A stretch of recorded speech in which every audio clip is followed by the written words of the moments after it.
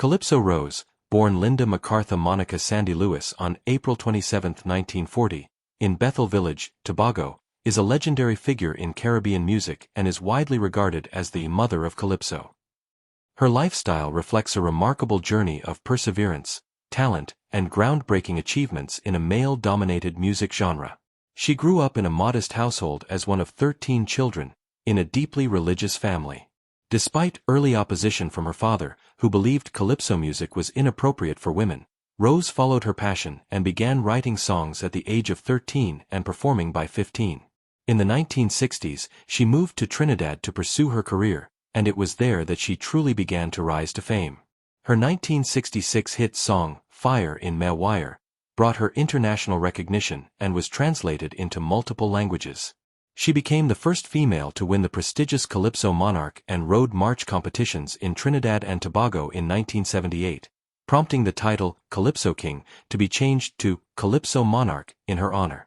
Over her career, she has written over 1,000 songs and released more than 20 albums, with themes often centered around feminism, social justice, racism, and Caribbean identity.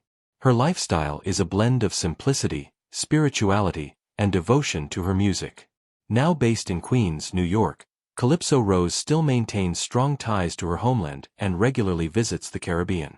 She lives a disciplined life focused on health and longevity, especially after surviving multiple serious health challenges including breast and stomach cancer, diabetes, and heart attacks. Her diet includes sea moss, fish, garlic, ginger, and bananas, which she believes helps her sustain her energy, particularly when performing. In 2012, she publicly came out as a lesbian in an interview, revealing she had been in a long-term same-sex relationship. This made her one of the few openly LGBTQ+ figures in Caribbean entertainment, and further solidified her as a pioneer not just in music but in social progress and visibility. Calypso Rose's contributions have been widely recognized.